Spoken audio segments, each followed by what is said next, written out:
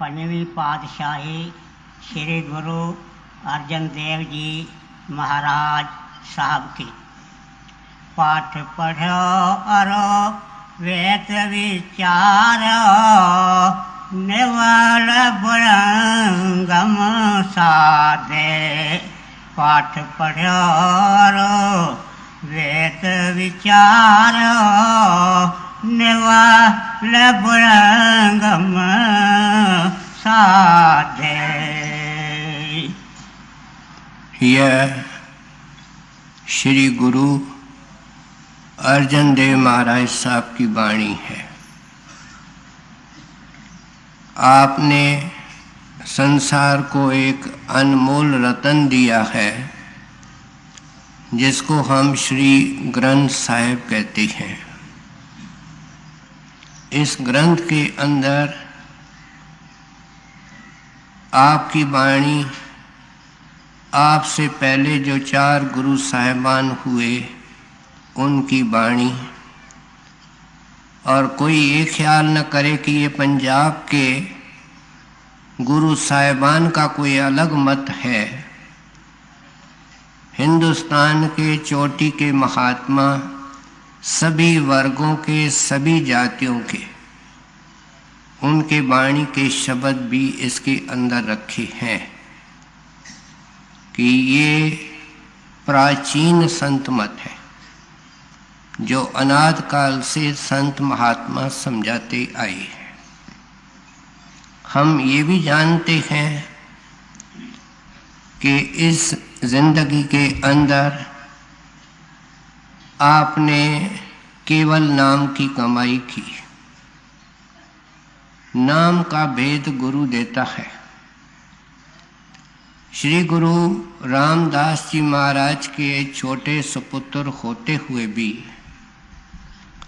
उन्होंने कभी उनको पिता भाव से नहीं देखा, सतगुरु समझा, मालिक समझा। यहाँ तक लिख दिया, हर जी नाम पढ़ो रामदास। भाई कहाँ हरि की तलाश कर रहे हो? हरि है आज रामदास जी महाराज के देह के अंदर। ये अंदर देख करके कहते हैं। अब जो अंदर चले जाते हैं, शब्द और नाम से मिल करके गुरु और परमेश्वर से एकाकार हो जाते हैं, उनके लिए रचना का एक एक राज एक खुला ग्रंथ होता है।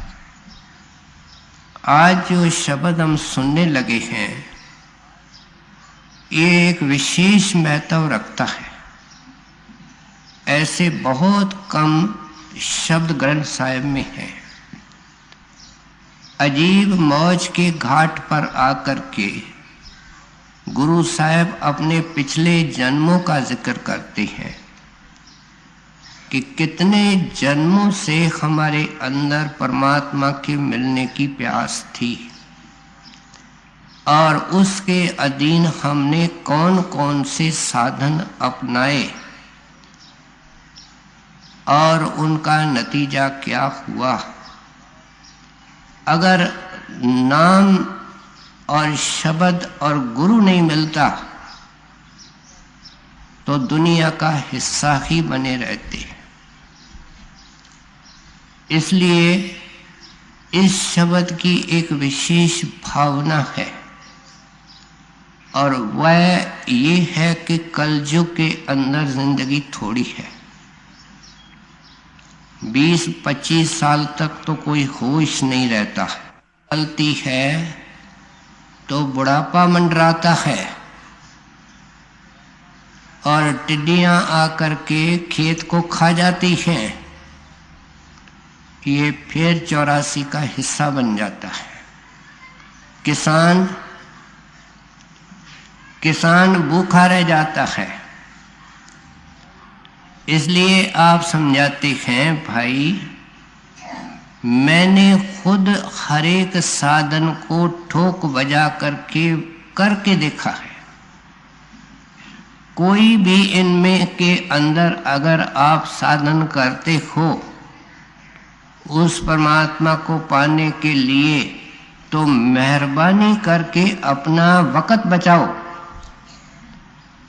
और किसी संत महात्मा की तलाश करके उनसे नाम का भेद पा करके अपनी जिंदगी सफल करो।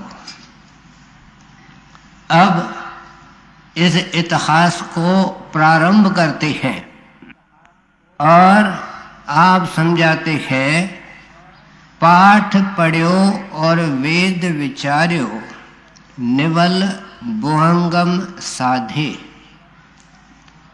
हमने वेदों का पाठ किया, ग्रंथों पोथियों को पढ़ा, वेदों का विचार किया। आम तौर पे दुनिया का आदमी, बहन भाई, जिस भी धर्म मज़हब के अंदर पैदा होता है उसके महात्मा होते हैं, उन महात्माओं को मानता है, इष्ट रखता है और उनके ग्रंथों पोथियों को बड़े आदर और प्रेम से पढ़ता है। ईसाई भाई क्राइस्ट को इष्ट मानते हैं और बाइबल को छाती से लगा के रखते हैं। हमारे मुसलमान भाई खुदा और रसूल पैगंबर को मानते हैं, उम्मत को मानते हैं और कुरान शरीफ और हदीस को बड़े प्रेम से पढ़ते हैं। ऐसे भी लोग होते हैं जिनको कुरान शरीफ बरज़बान याद है, जिनको हम हाफिज कहते हैं। फिर हमारे हिंदुओं के अंदर अनेक महात्मा हुए, उनको हम अपने अपने श्रद्धा अनुसार मानते हैं। रामायण पढ़ते हैं, महाभारत पढ़ते हैं, ऋषियों मुनियों के लिखे हुए वेद शास्त्र और ग्रंथ पढ़ते हैं और इसके अलावा हिंदुस्तान में अनेक महात्माओं की वाणी है। जो जिस महात्मा को मानता है उसकी वाणी या उसकी कृतियां बड़े प्रेम से पढ़ता है। गुरु साहब क्या कहते हैं कि हमने ये किया है लेकिन इससे मिलेगा कुछ नहीं, ध्यान से सुने। ये एक ऐसी स्टेटमेंट है जो बड़े गुणी ज्ञानी विद्वानों को ठोकर मारती है, क्योंकि वे समझते हैं कि इस नित्य नियम के पाठ करने से हमारी मुक्ति हो जाएगी, हमारा मोक्ष हो जाएगा। कहते हैं भाई मैंने किया लेकिन नहीं हुआ, तो मेरी बात सोचने और समझने की कोशिश करो। ग्रंथ साहिब जिससे कि हम वाणी ये सुन रहे हैं, जिसको बड़े आदर और प्रेम से न केवल हिंदुस्तान में अन्य देशों में पढ़ा जाता है, उसमें गुरु साहिब खुद क्या लिखते हैं, नानक कागज लखमणा पढ़ पढ़ कीजिए भाव। कहते हैं तुम तो एक दो ग्रंथ पढ़ते हो, लेकिन इतने ग्रंथ पढ़ो जिनका वजन लाख मन हो। देखिए संत हमारे को कितनी जोरदार चोट देते हैं। कोई आदमी सारी जिंदगी सारे काम छोड़ करके पढ़ना शुरू करे तो भी लाख मन वजन के ग्रंथ नहीं पढ़ सकता। नानक कागज लखमणा पढ़ पढ़ कीजिए भाव। बड़े श्रद्धा से पढ़ो, भाव से पढ़ो। फिर आते हैं उनके तरफ जो लिखने के अंदर व्यस्त हैं, अंदर में प्रकाश नहीं, अक्ल बुद्धि के दायरे पर लिखते हैं। उनके बारे में कहते हैं मस्सू तोट न आवई, लेखन पवन चलाए, स्याही का सागर हो उनके पास, कलम को हवा की तरह चलावें, मस्सू टोट न आवई, लेखन पवन चलाए। आप समझाते हैं इसकी कौड़ी कीमत नहीं है। हाँ केवड़ आखा नाव, मैंने पाया है, ठोकरें खा करके पाया है, अनेक तजुर्बे करके पाया है भाई शब्द के कमाई से, नाम के कमाई से, जिसका दाता सतगुरु होता है। फिर तुलसी साहब अपने वाणी के अंदर लिखते हैं, 4, 18, 9 पढ़े, खट पढ़ खोया मूल, कोई कमी नहीं छोड़ते हैं। कहते हैं 4 वेद पढ़े, 18 पुराण पढ़े, 9 व्याकरण पढ़े और 6 किस्म का दर्शन होता है जिसको हम फिलॉसफी कहते हैं। कहते हैं फिर भी क्या हुआ, खटपड़ खोया मूल, जिंदगी बर्बाद हो गई। मूल क्या है? श्वास। सुरत शब्द चीने बिना अगर हमारी आत्मा इस शरीर को छोड़ करके अंदर के शब्द के अंदर जज़ब नहीं होती है तो क्या हुआ, सुरत शब्द चीने बिना ज्यों पंछी चंडूल।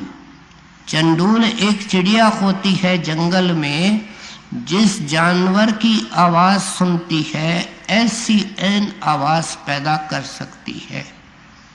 कहते हैं जैसे पढ़ा ऐसे सुना दिया। इसलिए गुरु साहब ने वाणी के अंदर लिखा, पढ़ पढ़ पंडित और समझावे, लेकिन उसका हाल क्या है, घर जलते की खबर न पावे। उसके अंदर क्रोध है, काम है, लोभ मोह की अग्नि है, उसके बुझाने का सामान नहीं करता। मशालची के नीचे हमेशा अंधेरा होता है, मशालची से और फायदा उठाते हैं। शायद उसको सुन करके कोई जा करके संत की तलाश करेगा, और भाई तो अंधेरे के अंदर रहता है। गुरु साहब कहते हैं आपकी भावना क्या है कि तुम किसी भी ग्रंथ को पढ़ रहे हो, शास्त्र को पढ़ रहे हो, पढ़ो, लेकिन ये जो हमने वाणी के कोटेशंस दिए, संदर्भ दिए, हवाले दिए, ये क्या समझाते हैं? ये समझाते हैं कि पढ़ने का कोई पर्पस है। हमको वाणी इशारा करती है कि जाओ संतों के पास, महात्माओं के पास, दरवेशों के पास, और दरवेशों में और महात्माओं में उस महात्मा के पास जो नाम का रसिया महात्मा है, जो शब्द का रसिया महात्मा है। धुन आने जो गगन की, सो मेरा गुरुदेव। और के आगे माथा नहीं टेकूंगा, माथा उसके आगे टेकूंगा जो मेरे मस्तक के अंदर घंटे की धुन पैदा करे, मेरे सूरत को शब्द के साथ जोड़े। फिर कहते हैं हमने किसी स्टेज पर निवली कर्म किए। ये कई किस्म के होते हैं, लेकिन इनके अंदर 3 मुख्य होते हैं, धोती, नेति और बस्ती। धोती क्या होती है? 4 उंगल चौड़ा एक बहुत फाइन मलमल का कपड़ा होता है, कई गज लंबी वो पट्टी होती है। उसको किसी साफ सुथरे पानी के अंदर भिगो देते हैं। योगी जन उसके एक नीचे वाले सिरे को हाथ में पकड़ते हैं और बाकी हिस्सा अंदर निगलने की कोशिश करते हैं। काफी गीला होता है। फिर मस्क्यूलर कंट्रोल से उसको घुमाते हैं, घुमा करके उसको बाहर निकालते हैं। गले के अंदर बलगम होगा या पेट के अंदर कुछ होगा, वो सब उस पट्टी के साथ चिपक के बाहर आता है। उसको दूसरे बर्तन में धो लेते हैं, साफ कर लेते हैं, फिर डालते हैं। जब पट्टी ऐन साफ अंदर से निकलेगी ये धोती, उसके बाद नेति करेंगे। नेति क्या है? एक रेशमी डोरा होता है, उसको मोम लगा देते हैं, एक नासिका से प्रवेश करते हैं। ये दोनों नासिकाएं अंदर से जुड़ी हुई हैं और दूसरे नासिका से निकाल करके ऐसे ऐसे करते हैं। क्या होगा? नासिकाओं में जो मैल होगी वो उस मोम के साथ चिपक जाएगी और नासिकाएं साफ हो गई, पेट साफ हो गया। और बस्ती क्या है, जिसको आज डॉक्टर एनीमा कहते हैं, डूश कहते हैं, लेकिन उसके लिए कोई औजार होता है, ये बर्तन में रखते हैं और अपने मस्क्यूलर कंट्रोल से, साधना से गुद्दा के द्वारा पानी अंदर लेते हैं, खारिज करते हैं, अंदर लेते हैं, खारिज करते हैं। जब ऐन साफ पानी निकलता है तब समझते हैं कि नीचे वाला हिस्सा भी साफ हो गया। फिर पद्म आसन लगाते हैं और प्राणायाम करते हैं। ये गुरु साहब कहते हैं कि मैं कहानी और कथा सुनाने के लिए नहीं आया, मैं आपसे ये साधन छुड़ाने के लिए आया कि क्यों वक़्त बर्बाद करते हो। फिर कहते हैं बुहंगम का साधन किया। बुहंगम हिंदी शब्द है जिसका अर्थ है सांप या सांपनी। हमारे पीठ के रीढ़ के नली के अंदर एक नाड़ियों का कॉइल्ड झुंड है। कभी हमने बिजली की मोटी तार देखी होगी, उसके जब पीवीसी को हम खोलते हैं तो अंदर से अनेक तारें, पतली पतली तारें एक साथ कॉइल्ड उनके अंदर पड़ी होती हैं। इस तरीके से हमारे रीढ़ के हड्डी के ऐन बीच में एक डोरा है जिसको कुंडलिनी कहते हैं और उसकी शक्ल क्योंकि सांपनी के तरह है इसलिए उसको बुहंगम भी कहते हैं। अब वो हरेक के अंदर है लेकिन शिथिल है। जैसे सोया हुआ आदमी काम नहीं करता, उसको हिलाने से काम होते हैं। ये योगी जन क्या करते हैं कि मूल चक्कर से, जहाँ इस रीढ़ की हड्डी का बॉटम है, वहाँ से उनको हिलौर देते हैं, उनको जगाने की कोशिश करते हैं। और जब कुंडलिनी के अंदर जागृति आती है, नाना प्रकार की शक्तियां जो उसके अंदर गुप्त हैं वो प्रकट होती हैं।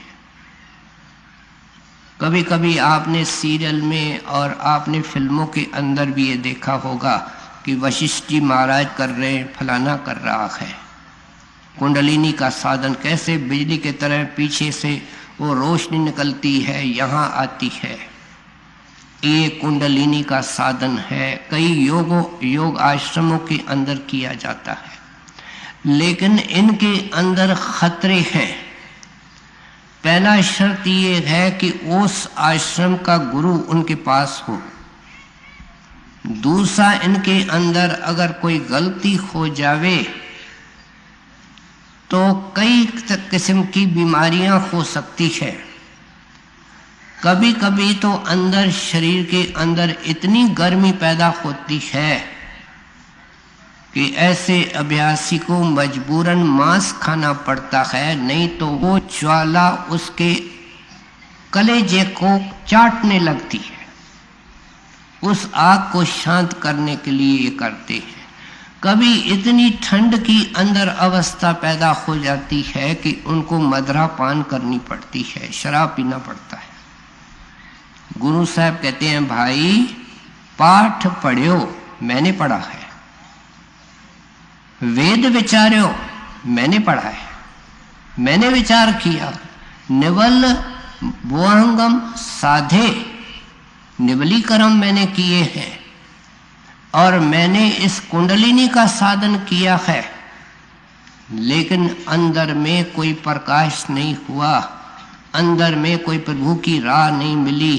भाई मैं तजुर्बे का हिस्सा आपके साथ शेयर कर रहा हूं कि अगर इनमें से कोई काम आप कर रहे हो, आगे सुनिए। पाठ पढ़ो और वेद विचार, निवल पुरंगम साधे, पंच जनास्यो संग न छुटक्यो, अदेक अहंग बुद्ध बादे। देखो कितना सिस्टमैटिकली समझाते हैं कि कहते हैं ये जब हमने साधन किए तो अपने मन की पड़ताल करी कि मन की अवस्था क्या है और क्या है। पंच जनाते संग न छुटक्यो, हमारे 5 बैरी हैं, 5 दुश्मन हैं, इनको 5 डाकू कहते हैं, क्योंकि हमारे अमृत को पी जाते हैं, हमको दुनिया के विषय विकारों के अंदर लगा के रखते हैं, हमको बुद्धू बना करके बैठे हैं। कहते हैं पंच जनाते संग न छुटक्यो, अंदर पड़ताल करी, ऐसे का ऐसा काम, ऐसे का ऐसा क्रोध लोभ मोह अहंकार मौजूद थे।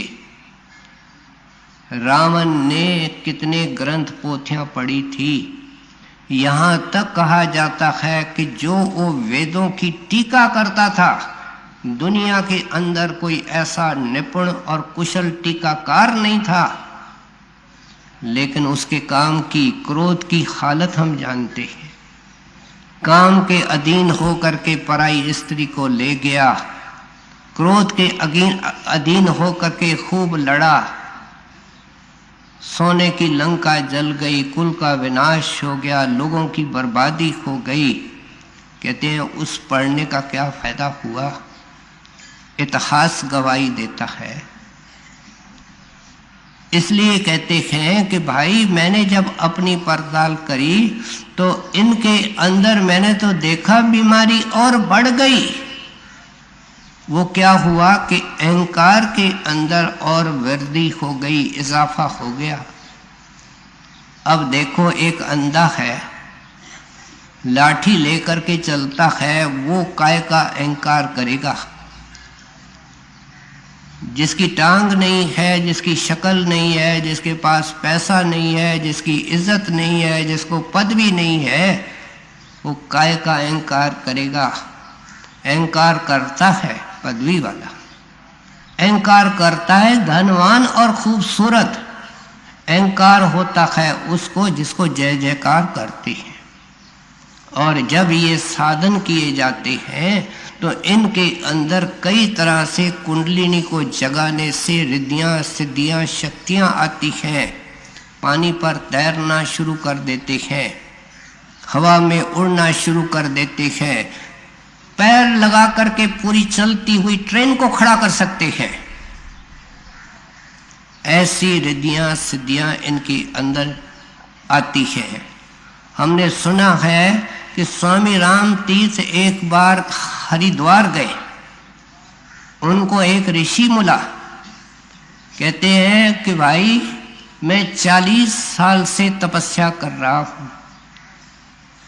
तो स्वामी राम तीर्थ ने कहा महाराज आपको क्या प्राप्त हुआ है कि मैं इस गंगा के ऊपर तैर सकता हूं। कहते हैं और क्या कि वापस आ सकता हूं, और क्या।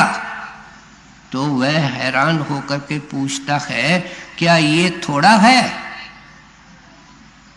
तो राम तीर्थ जी कहते हैं कि मैं इसको 8 आने की कीमत देता हूं, क्योंकि किश्ती में बैठ करके पार करने के 4 आने लगते हैं, उस जमाने में आने थे।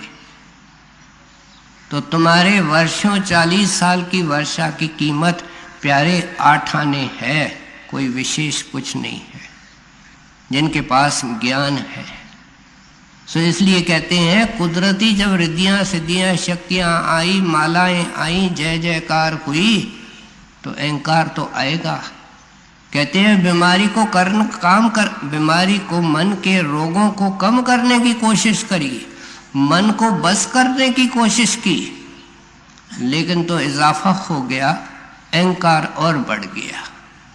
आगे पंच जनास्या संग न छुट्या, अधिक अहंग बुद्ध बाधे, चार इन बे मिलन न चाहे, मैं किए कर्म अनेका। ध्यान से सुने, मैं किए कर्म अनेका। कहते मैं आत्म कथा सुना रहा हूं, मैं दूसरे की कथा नहीं सुना रहा हूं। मैंने किए कर्म अनेका, ये तो सैंपल है।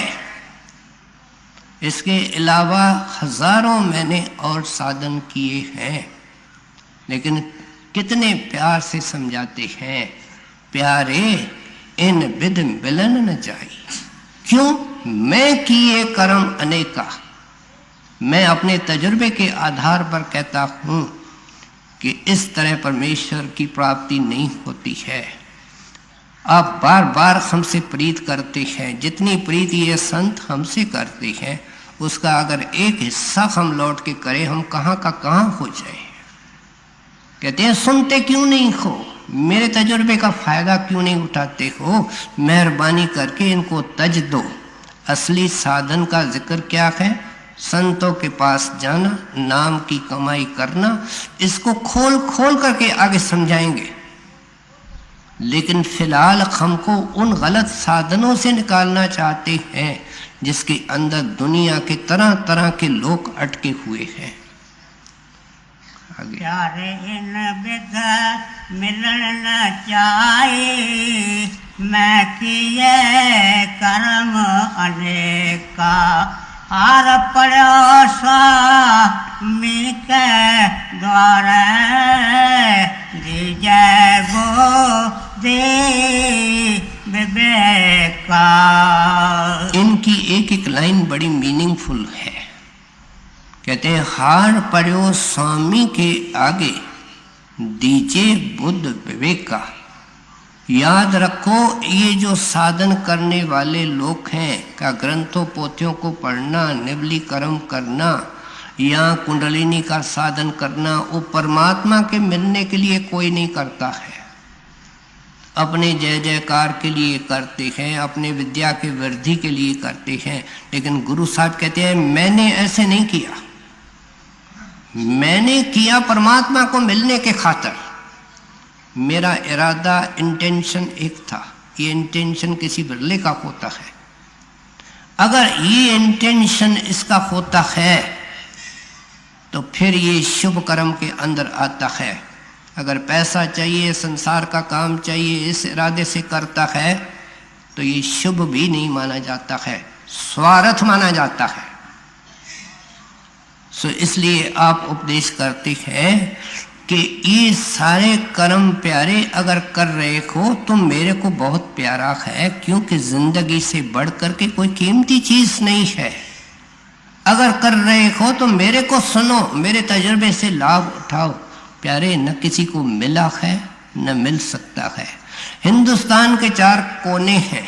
उत्तर में अमरनाथ है, दक्षिण में कन्याकुमारी है, उस तरफ गया है, इस तरफ द्वारका है। लोगों ने खाक छानी कोने कोने की, एक निकालो जो दावा से कहे कि बाहर कहीं मिला या ऐसे किसी साधन से मिला। सब ये ढकोसला है, मन का धोखा है। गुरु साहब जब सर्जन ऑपरेशन करता है तो ऑपरेशन होशियार सर्जन तो तरीके से ही करता है कि ऐसी कोई चीज अंदर रहने नहीं दो कि वापस जख्म हो जाए। इसलिए आप अच्छी तरह खोज करके, अच्छी तरह खुद करके, अपने तजुर्बे के आधार पर बड़े कॉन्फिडेंस और विश्वास से कह रहे हैं भाई जल्दी करो, इसके अंदर जिंदगी मत बर्बाद करो।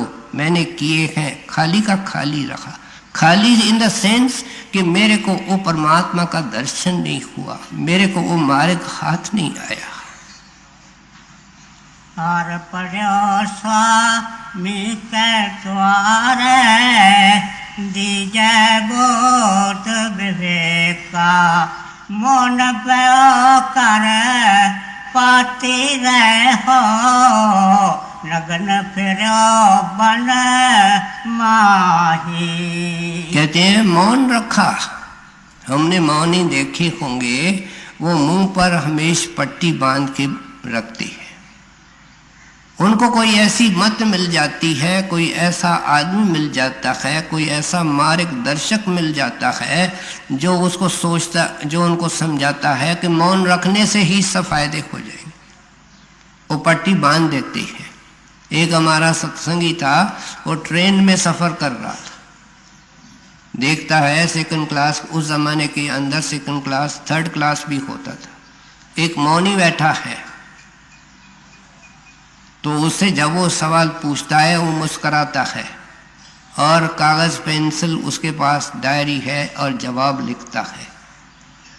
तो उस प्रेमी ने उनसे पूछा, भाई आपने ये मौन क्यों रखा, किसने आपको ये शिक्षा दी? तो उसने लिखा डायरी में, गीता का ज्ञान। सुन तो सकता था, बोल भी सकता था, बोलना उसने बंद कर दिया था। तब उसने उनको समझाया कि मैं एक सवाल करूं कि गीता में पहले तो जो तू कहता है वो गलत है।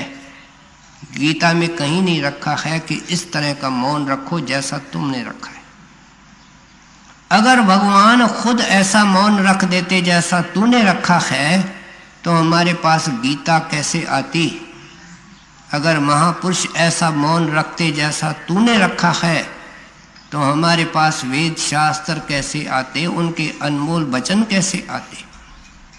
मौन का अर्थ प्यारे तुमने समझा नहीं है। कोई भी जो चीज अति में होती है, एक्सट्रीम में होती है, वो हानिकारक होती है। बरसात अगर नहीं पड़े तो अकाल, अगर बहुत जोर से पड़े तो बाढ़, लेकिन पानी का पड़ना भी तो जरूरी है। इसलिए ज़ुबान का या शरीर का कोई अंग ऐसा परमात्मा ने नहीं रखा जिसका उपयोग नहीं करना है। ये परमात्मा के डिजाइन से नुक्स निकालना है। उसने हमारे अंदर ज़ुबान रखी है और बोलने की शक्ति दी है, किसी पर्पस से दी है। यही तो रचना है, गुरु साहिब की रचना है, जिससे कि ये अनमोल वाणी हम सुन रहे हैं। लेकिन वो भी वो ज़ुबान है जिसके द्वारा क्या क्या तीर चलते हैं, वो भी हम सुनते हैं। कोई ऐसा पेड़ नहीं देखा गया जो एक ही पेड़ से मीठा मेवा भी निकलता हो और कड़वा भी निकलता हो, लेकिन ज़ुबान एक ऐसा पेड़ है जहाँ से संतों की मधुर और कल्याणकारी वाणी निकलती है और हमारे तीर और बर्छियाँ निकलती हैं जो घायल करती हैं। हजूर महाराज एक जगह लिखते हैं कि दुनिया के अंदर 90% झगड़े ख़त्म हो सकते हैं अगर हम जिम्मेवारी से बोलें और कम बोलें। हम कहते हैं बहुत महंगाई है, जहाँ 10 रुपए खर्च करने पड़ते हैं वहाँ 5 रुपए खर्च करने की कोशिश करते हैं। क्या नहीं करते हैं? लेकिन संत कहते हैं जहाँ तुमको 5 लफ्ज़ बोलने हैं वहाँ तुम 5 वाक्य बोलते हो। जहाँ तुमको 5 मिनट बोलना है वहाँ तू 50 मिनट बोलता है। तू बेअकल इंसान, पैसे की कीमत रखी है, तुमने बोलने की कोई कीमत नहीं रखी। बड़े महाराज जी एक लाइन में परमार्थी की जिंदगी बयान करते थे, कम खाना, कम सोना और कम बोलना। बोलना उसके अंदर आता है।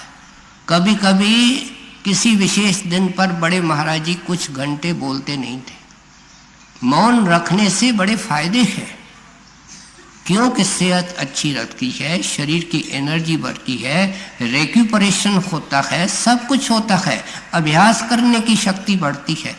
लेकिन अति में नहीं जाना कि पट्टी बांध देना, सदा के लिए मौन रखना। समझा रहे हैं कि हमने ये मौन किया है। आप जो चीज समझा रहे हैं उसके कई पहलू हैं। कहते हैं बोली तो अनमोल है, जे कोई जाने बोल। बोलना भी ये संत जानते हैं, हम नहीं जानते हैं। बोली तो अनमोल है, जे कोई जाने बोल। ये तराजू तोल के फिर मुख से बोल। जब मुख से बोलने लगो तो पहले सवाल करो, क्या इसके बगैर गुजारा हो सकता है? खामोश रहने से गुजारा हो सकता है? अगर इंसान खामोश रहे तो 100 उपाधियां बच सकती है, उसका जीवन सरल हो सकता है, सत्संगी भजन कर सकता है। लेकिन हमारा कंट्रोल नहीं। इसलिए कहते हैं कि पहला सवाल ये पूछो कि जो बोलने लगे हो वो ज़रूरी है। अगर हाँ में जवाब मिलता है कि बोलना पड़ेगा तो फिर कम बोलो और उसके साथ फिर प्यार और मधुरता से बोलो। बड़ी दुनिया के अंदर मर्यादा चाहिए। एक आदमी को हम बेवकूफ कह सकते हैं, लेकिन हम ये भी कह सकते हैं इस बेचारे की अकल कम है। क्या कोई अर्थ के अंदर फर्क है? लेकिन एक लफ्ज झगड़ा पैदा कर सकता है, दूसरा शांति की राह में ले जाता है। कहते हैं कभी अकल लड़ाई, कभी मर्यादा से काम लिया, जो आया वो बोलते ही जाते हो। मौन के अंदर अनेक चीजें दाखिल हैं। इसलिए कहते हैं ये तराजू तोल के, हृदय के तराजू के अंदर तोल करके फिर मुख से बोल। ये मौन है। कबीर साहब ने वाणी के अंदर लिखा कि केवल ज़बान का मौन नहीं होता है, तुमको गुरु मिला है, उसने मन का मौन सिखाया है। और वो क्या है? मौन कहे सबकी सहे। कहते हैं राम इतना सस्ता नहीं है, राम को संतों की वाणी महंगा कहती है। इसलिए कहते हैं कि अगर उसको पाना चाहते हो तो फिर क्या करना पड़ेगा? मौन गए सबकी सहे और करे क्या? सिमरे नाम अगाध, रात दिन सिमरन के अंदर लग जाए। जब किला बन गया तो फिर उसके ऊपर आंधी तूफान का असर भी नहीं होता है। जब सिमरन का किला इसके अंदर खड़ा हो गया, ताने मैंने कुछ मतलब ही नहीं रखते। इसलिए आप जो शिक्षा प्रदान कर रहे हैं उसके अनेक अनेक पहलू हैं। केवल ये नहीं कहते हैं हमने मौन रखा, लेकिन ये भी समझाना चाहते हैं सच्चा मौन क्या होता है। एक एक साधन को आप खोल करके आगे समझाते हैं। पढ़ो। मन बड़ो कर पाती रहो, नगन खरो बन माही। तट तीरथ कर ते परन्यो, दुबदा छुट कैनाही। मन कामना तीरथ जय बस्यो, सिर करवा तो धराए। अब और 2 साधनों का जिक्र करते हैं। कहते हैं मन में ख्याल आया कि तीर्थों के अंदर चलो। कहते हैं हम गए नहीं, हमने बाकायदे वहाँ मकान बनाए, वहाँ निवास किया, वहाँ सुबह शाम स्नान किया, वहाँ के सारे कर्म कांड रीति रिवाज को निभाया, वर्षों तक किया, किसी जन्म में किया होगा। कहते हैं हमने मामूली कोई तीर्थ नहीं किए, जिस तरह से हमने इस तीर्थों को मखौल मनाया है। बड़े महाराज जी एक रोचक वार्ता सुनाया करते थे कि हमारा ये जो कर्म कांड है वो भी छिलका है। एक यूपी का आदमी तीर्थ करने को जनवरी में चला, जब जाकर के गंगा में उसने हाथ डाला, देखता है पानी तो है बर्फ, अगर मैंने नहाया तो निमोना हो जाएगा। इसलिए एक अच्छा छोटा पत्थर लेकर के गंगा में हाथ जोड़ करके डाला कि माता जो किंकर स्नान सो मन कर स्नान। जो इस पत्थर ने स्नान किया समझो मैंने स्नान किया। अब जब वो वापस आ रहा था तो उसको एक साथी मिला, उसको पता था ये गया है तीर्थ स्थान को। उसने कहा भाई गंगा स्नान हो गए? तो इशारे में कह दिया जो किंकर स्नान सो मन कर स्नान। वो तो उससे ही सियाना निकला। उसने उसको गले लगा के कहा जो तोरे स्नान सो मोरे स्नान। ये वार्ता महाराज जी सत्संग में सुनाया करते थे कि हमने इन चीज़ों को मखौल समझा हुआ है। हमारे अंदर परमात्मा के मिलने की जिज्ञासा नहीं है, केवल लकीर के फकीर बने हुए हैं। कहते हैं हम जाकर के तीर्थों के ऊपर रहे। कबीर साहब ने एक मिसाल देकर के हमसे सवाल पूछा कि उस जल के अंदर नहाने से क्या होगा। ज़्यादा में ज़्यादा शरीर की मैल उतर सकती है, लेकिन मन तो अंदर है। वह पानी मन को नहीं छू सकता है, और जब तक मन निर्मल नहीं होता है तब तक काम आगे खिसकता नहीं। मन कैसे साफ होता है? गुरु साहब ने वाणी के अंदर लिखा भरिए मत पापा के संग। अगर तुम्हारा मन पापों के साथ भरा हुआ है, वो धोए नामे के रंग। उसका पानी भी अंदर है, वो बाहर नहीं है। जिसके लिए क्राइस्ट ने कहा लिविंग वाटर, हिंदू महात्माओं ने कहा शब्द अमृत। कहते हैं उससे वो मन साफ होता है। मन को पकड़ने का और कोई उपाय नहीं है। और जतन से ये नहीं माने धुन सुनकर मन समझाई। पलटू साहब ने लिखा बंसी बाजी गगन में मगन भया मन मोर। दुनिया के लस्तों के पीछे मन दौड़ेगा, प्यारे हजार कोशिश करो नहीं रुकेगा। लेकिन जिस वक्त अंदर के कीर्तन और शब्द को सुनेगा, सारे लस्तों को इस्तीफा दे देगा। बंसी बाजी गगन में, अंदर के आकाश में मगन भया मन मोर। जब उसमें मगन हो गया तो दुनिया याद कहाँ रही। इसलिए आप समझाते हैं कि हमने नहाया, लेकिन सतगुरु की कृपा से नहाया और अंदर के तीर्थ में नहाया, शब्द के अंदर नहाया तो मन निर्मल हुआ। प्यारे उस साधन के पीछे लगो। फिर एक और साधन का जिक्र करते हैं। काशी के अंदर अभी भी कोई जगह है इमाम बाड़ा, वहाँ कुएं बने हुए हैं। कुएं के ऊपर एक लंबा आरा लगा हुआ है, रखा हुआ है, क्योंकि वो पुराने ज़माने की एक निशानी है। उस ज़माने के अंदर ये उन्होंने पंडितों ने भरम उठा के रखा था कि कोई भी आदमी जो मुक्ति का इच्छा रख कर के अपने सिर को इस आरे के नीचे चिरवाएगा, वो सीधा वैकुंठ में जाएगा। मानो वो कैसा भी दुष्ट है, पापी है। आप सोचो, सिर को कटवाने से मन कैसे निर्मल हो सकता है। लेकिन दुनिया में भरमों की कोई कमी नहीं है। अच्छे भले सेठ शाहूकार आते थे, श्रद्धालु लोग आते थे, आकर के अपना सिर करवट से कटवाते थे। 2 हिस्से हो जाते थे, जाकर के नीचे कुएं में गिर पड़ते थे। शाम को पंडे लोग क्या करते, उन सेठों के जेबों को देखते, उनके माल असबाब को देखते, उनके शरीर को फूंक देते। गुरु साहब की वाणी हमारे सामने है हमारे अंदर इतना शौक। गुरु साहब ने पाया, पा करके बांटा, बांट करके लिख करके गए हैं, लेकिन कीमत क्या दी है, कुर्बानी क्या दी है, वो भी तो हमारे सामने है।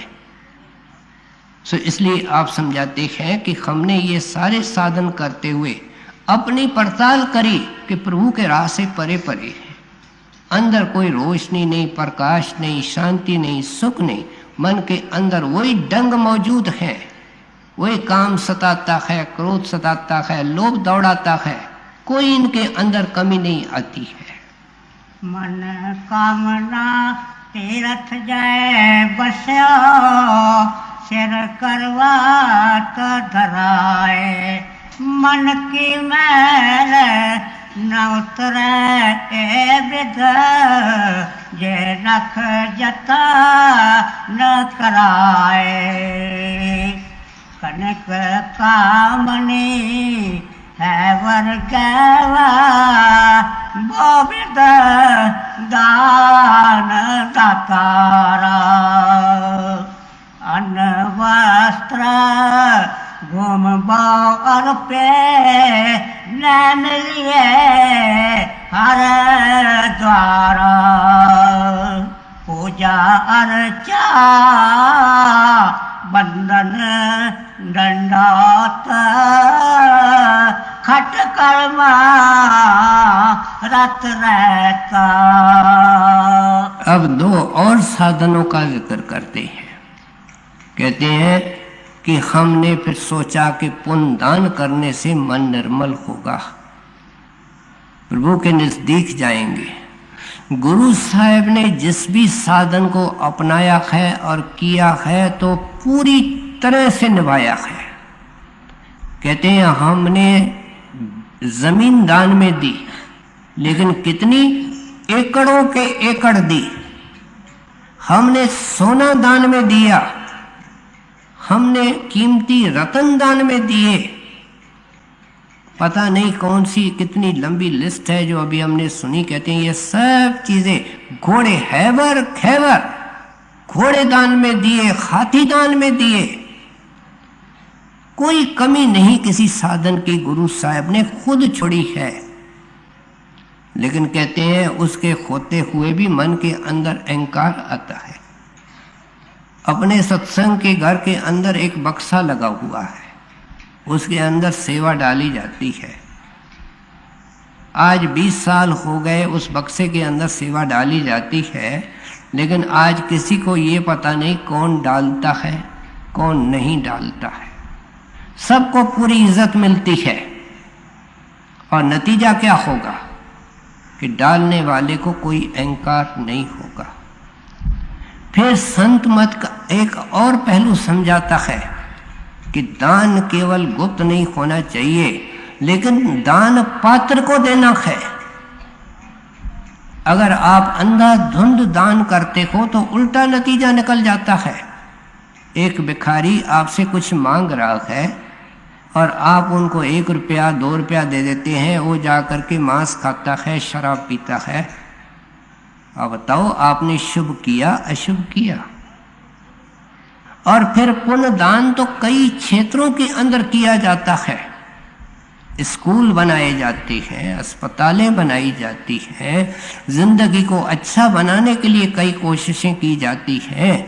लेकिन संत एक खड़ा सवाल पूछते हैं कि देने वालों की भावना होती है। हमारे बाप का नाम लिखाओ, हमारे चाचे का नाम लिखाओ, बल्कि एक एक मंदिर के अंदर पत्थर पत्थर पे वहाँ नाम लिखे हुए। पुण्य दान तो इसलिए देना था कि भगवंत ने हमको दिया है, जो उसने दिया है उसके दिए हुए से हम उसके निमित्त दे रहे हैं। तो हमने क्या किया? रहमन एक साधु हुआ है, देवन हार देत है। कहते हैं जो देने वाला है वो देता है, मैं तो कुछ नहीं देता हूं। क्योंकि जब वो दान देता था तो आंखें बंद कर लेता था, जिसको देता था उसकी शक्ल नहीं देखता था। किसी ने पूछा रहमन ऐसे क्यों करते हो? कहता है इसलिए क्योंकि मैं देता ही नहीं, मेरे को जिसने दिया है वो देता है, तो मैं उसकी शक्ल देख करके क्या करूं। तो इसलिए आप समझाते हैं कि दान देना है तो पात्र को देना है। आप कहते हैं हमने दान देने के अंदर कोई कसर नहीं छोड़ी, लेकिन दान देते हुए तो मन इन्फ्लेट हो जाता है। आगे होकर के लोग पूछते हैं भाई कितनी गाय दान की? 100 गाय दान कर दी, हाथी इतने दान कर दिए। बोलने से ही अहंकार आ जाता है, सोचने की क्या बात है। सो इसलिए आप उपदेश करते हैं कि पुण्य दान के पीछे लगे। फिर पता लगा कि ठाकुरों की पूजा करके देखें। अब ठाकुरों की पूजा काफी प्रचलित है, लेकिन थोड़ा दिल के खिड़की को खोलें कि हमारे मंदिरों के अंदर जो पवित्र पूजा के स्थान हैं वहाँ ठाकरों की पूजा होती है। पहले किसी ने शांति में खड़े होकर के ये पूछा कि ये ब्रह्मा जी की तस्वीर है या मूर्ति है और ब्रह्मा जी ऐसे लगते हैं, ये किसने देखा? ये देखा किसी ऋषि मुनि ने, महात्मा ने देखा, अंदर देखा, देखा अपने गुरु के कृपा से देखा, देखा मेहनत करके देखा, और फिर उसने किसी पेंटर को बुलाया, मूर्तिकार को बुलाया और उसको कहा ऐसे ऐसे किस्म की मूर्ति बनाओ, ऐसे ऐसे किस्म की पेंटिंग बनाओ। भावना क्या थी कि ये लोग जो मूर्ति को देखेंगे, इस तस्वीर को देखेंगे, उनके मन में ख्याल पैदा होगा कि धरती पर चलते हुए तो इनको देखा नहीं, ये है कहाँ, लेकिन कभी ख्याल आया हमको? ये एक हमारे अंदर जागृति करना चाहते हैं। अगर एक लड़की गुड्डियों के साथ खेलती है, छोटी है, तो माँ बाप मना नहीं करते हैं, लेकिन जब वो 20-25 साल की हो जाती है तो कहते हैं बेटी इससे काम नहीं चलेगा, आपको शादी करनी पड़ेगी, आपके पास ठाकर आएगा लेकिन वो दूसरे किस्म का। इसलिए ये जो चित्त को एकाग्र करने के लिए अगर कुछ अरसे के लिए ठाकर की पूजा प्रारंभ में करती है, हर एक फैमिली के अंदर परंपरा है, तो महात्मा उसको बुरा नहीं मानते हैं। एक चित्त को एकाग्र किया जाता है, लेकिन सारे ठाकर और देवता 33 करोड़ माने जाते हैं, उनका बनाने वाला एक करतार है, इसलिए संतों ने उस करतार की उपासना को मुख्य रखा है। सारे ग्रंथ साहिबों का देता है एक ओंकार, वो एक की पूजा करनी है जिसने सब कुछ बनाया है। सो इसलिए कहते हैं कि हमने इन ठाकर पूजा करी लेकिन मिला कुछ नहीं। कुछ लोगों के मन में ये भ्रम है कि भाई धन्ने को जो पत्थर से मिला था, लेकिन उन्होंने इतिहास को अच्छी तरह नहीं सुना है, नहीं पढ़ा है। भाई धन्ना तो एक कमाई वाला साधु था और उस तरफ त्रिलोचन को उसने इस कर्म कांड से निकालना था। जात का जाट था, उसका लिबास बहुत सीधा साधा था धन्ने का, तो अनजान देहाती बन करके एक दिन मंदिर में चला जाता है। त्रिलोचन बड़ी मर्यादा से ठाकरों की उपासना कर रहा है, हाथ जोड़ करके कहता है महाराज मुझे भी एक ठाकर दे दो, मैं भी उपासना करूंगा। उसने मन में सोचा इसके लिए तो बड़ी विधि चाहिए, ये देहाती क्या करेगा। उसने एक पत्थर का टुकड़ा पड़ा था, वो उठा के उसको दे दिया भाई धन्ने को, ले ये तेरा ठाकर है, इसकी उपासना कर। अब भाई धन्ने का तो सच्चा गुरु था, वो उसके अंदर प्रकट था, उसको त्रिलोचन को अटकल से निकालना था। पत्थर को किसी कोने में रख दिया। कुछ अरसे के बाद आया, देखता है कि त्रिलोचन जी भगवान को भोग लगा रहे हैं, भगवान के मूर्ति को ऐसे तरीके से भोग लगा रहे हैं कि नीचे थाली रखी हुई है, उसके मुंह में टिकता नहीं, आकर के थाली में गिरता है, उस थाली को उठाता है और खुद खाना शुरू करता है। कहते हैं भाई ठाकर ने तो खाया नहीं, तूने खा लिया, तुमने तो ठाकर से ही ठगी कर ली। कहते हैं भाई यही तो रीति रिवाज होता है, तू देहाती है, तू समझता कुछ नहीं। कहता है अरे भाई सुन पंडित जी, मेरा ठाकर चल के देखो, मेरे सारे संसार के काम करता है, तेरा ठाकर तो भोग भी नहीं लेता है, कहाँ है तेरा ठाकर, चल मेरे साथ।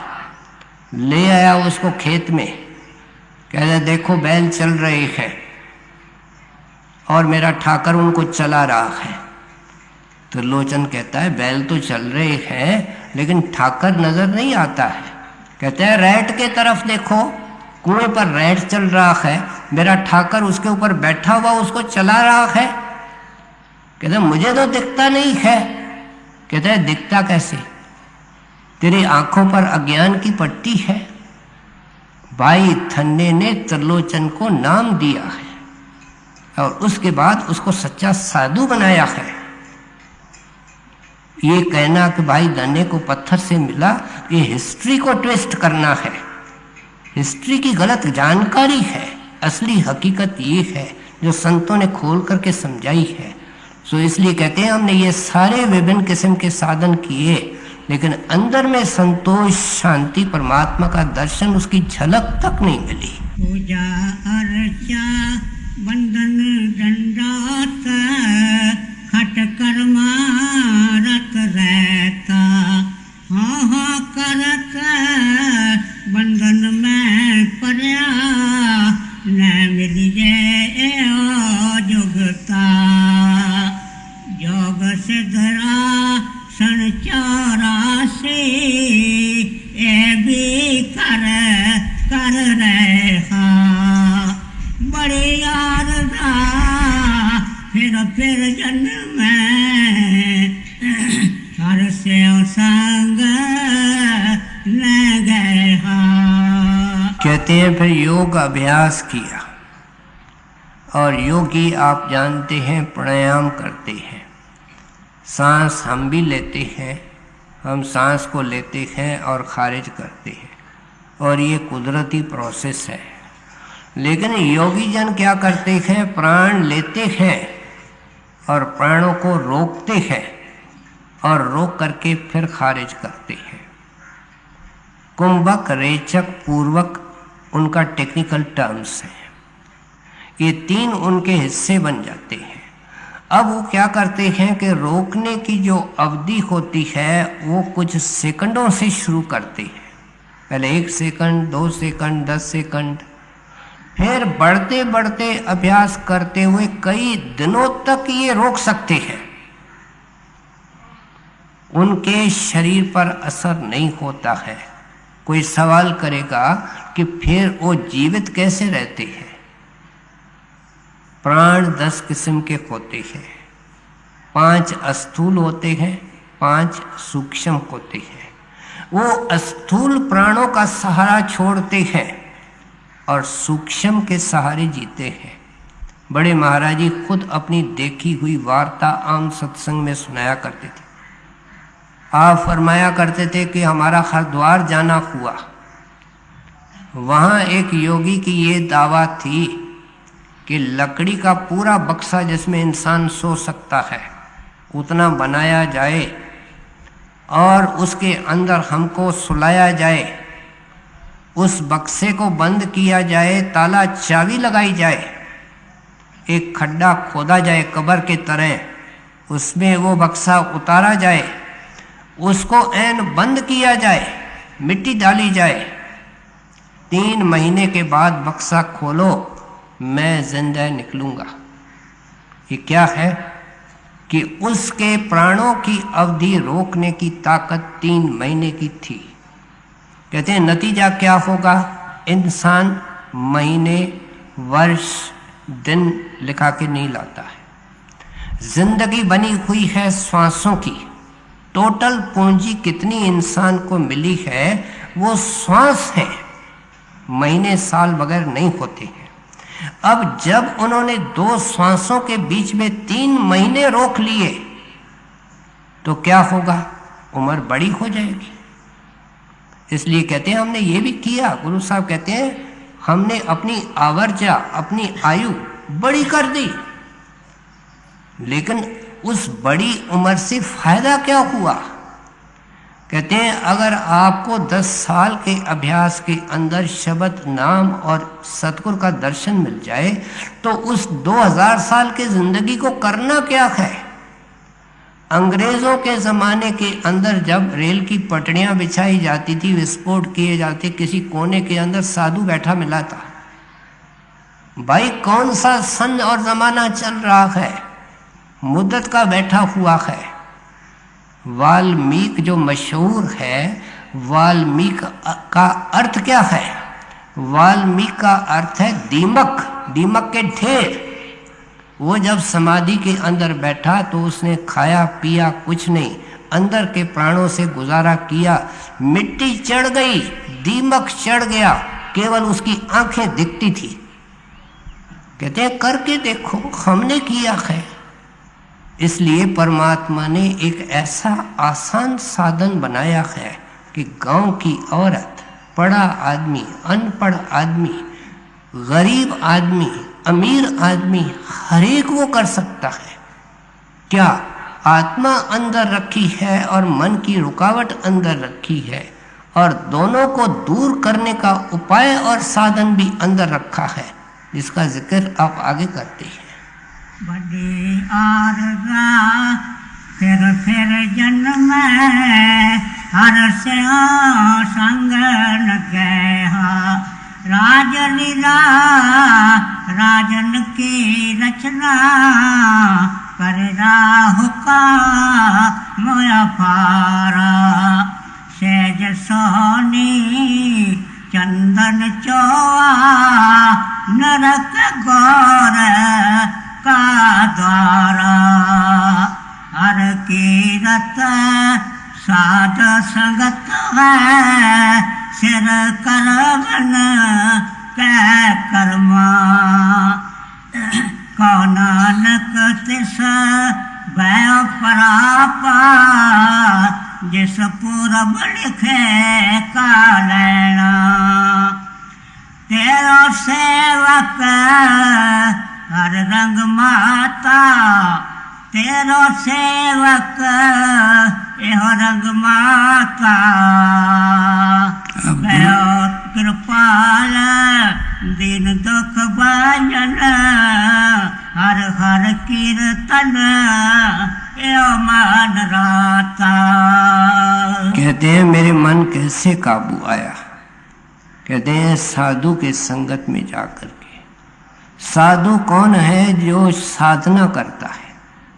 सोने वाले को, खाने वाले को, पीने वाले को, मांगने वाले को, कोई विशेष बाना पहनने वाले को साधु नहीं करते हैं। कबीर साहब कहते हैं साधो शब्द साधना कीजिए। फिर एक और जगह लिखते हैं साधु मेरे सब बड़े, अपनी अपनी ठौर, शब्द विवेकी पारखी, वे माथे के मोर। सारे साधुओं को नमस्कार। क्योंकि संत मत में आप आते रहते हैं, सत्संग में किसी की बुराई नहीं होती है। लेकिन अगर ये कहना कि पाउंड के अंदर इतने रुपए होते हैं, डॉलर में इतने होते हैं और द्रम में इतने होते हैं, ये बुराई नहीं है, ये तो असलियत को बयान करना है।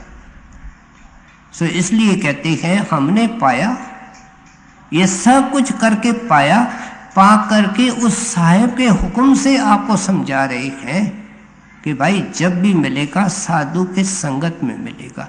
लेकिन कैसे साधु के संगत में? जो कीर्तन का जिक्र करता है। कलयुग में कीर्तन प्रधाना। बाहर का कीर्तन कितनी देर हो सकता है? जो कीर्तन करने वाला है वो थक जाता है, उनके औजार फट सकते हैं, लेकिन उस कीर्तन को संतों के वाणी के लिए वाणी ने अखंड कीर्तन लिखा है, हर की कथा लिखा है। ये आदमियों की कथा है, वो परमात्मा की कथा है। अंग्रेजों ने उसको वॉइस ऑफ गॉड लिखा है, मुसलमान दरवेशों ने निदाए सुल्तानी लिखा है। सुल्तान का मतलब बादशाह है, वो परमात्मा है, खुदा है, उसकी निदा है, उसका आवाज है। ये बार बार इस नाम शब्द और कीर्तन को खोल खोल करके समझाया जाता है। कहते हैं कलयुग के अंदर आयु थोड़ी है, अपनी जिंदगी की कदर करो और इसको कर्म धर्म और फोकट कर्मों के अंदर बर्बाद मत करो। कलयुग कर्म धर्म ना कोई, नाम बिना उधार ना होई। क्या इसके अंदर कमी रखी है स्वामी जी महाराज ने? फिर गुरु साहब ने लिखा इस युग का धर्म पढ़ो तुम भाई, इत्थे अगे नाम सखाई। कहते हैं नाम तेरी मदद करेगा, छोड़ो और साधनों को। गुरु साहब के इस शब्द की विशेष भावना है कि जो जिंदगी बीत चुकी है वो पुराना अफसाना है जो 4 श्वास बचे हैं, 4 दिन 4 महीने 4 साल लगाओ उस खोज में साधु के जो शब्द का रता है। शब्द रता सतगुर पहचानो, हम ये पूरा पता दई। देखो कितनी दावा से कहते हैं, आप पूरा पता चाहते हो साधु का, शब्द रता सतगुर पहचानो। वो जब भी बोलेगा शब्द का जिक्र करेगा, भेद देगा शब्द का देगा, जब जोड़ेगा तो शब्द से जोड़ेगा। ये उसकी खोल खोल करके निशानी समझाते, कहते हैं हमने पाया है। फिर साथ में अंत में क्या करते हैं, कहते हैं इस नाम मिलने से कुछ नहीं होगा। सेवक कौन है जो उस रंग में रंग जाता है, सिमरन के पीछे पड़ जाता है। एक बार सतगुर मिला तो दर्शन का आशिक हो गया। एक बार सतगुर मिला और उन्होंने कोई सिद्धांत रखे, उन सिद्धांतों के ऊपर अडिग रखा और नाम की कमाई का ग्राहक बन गया। आज सत्संगी बहन भाई हम वस्त्रों के ग्राहक हैं, दुनिया की चीज़ों के ग्राहक हैं, मान शान और पदवी के ग्राहक हैं। इसलिए तो भूखे हैं, इसलिए तो चिंतित हैं। कहते हैं सेवक कौन है जो इस रंग के अंदर रंग जाता है। नाम लेना न लेने से अच्छा है, लेकिन नाम किसी पर्पस से लिया जाता है। वो पर्पस समझा रहे, कहते हैं गुरुदेव की कृपा हो गई, हमको एक जरिया बना दिया, हमको एक कल पुर्जा बना दिया, हमसे नाम की कमाई करवा करके रंग के अंदर रंग दिया। इसलिए गुरु को रंग रेस भी कहा गया कि वो ऐसा रंग चढ़ाता है कि कपड़ा टुक टुक हो जावे। क्या ऐसे सत्संगी जिसका शब्द खुल चुका है, उसको कितनी भी बीमारी लगे, लोग समझेंगे ये दुखी है, लेकिन वो महासुखी है, उसको कोई दुख नहीं है। दुख भूख मिटे तेरा सहसा, सुख पावे तू सुखमन नाड़ी। वो घंटे की धुन सुखमन नाड़ी में है, एक बार शुरू होती है तो बंद नहीं होती है। कहते हैं इस तरीके से हमने पाया, गुरु साहब ने अपने विषय को अच्छी तरह खोल करके समझा दिया। तोरो सेवक ए रंग माता, तोरो सेवक ए रंग माता, भयो कृपाल दिन दुख भंजन, हर हर कीर्तन ए मान राता।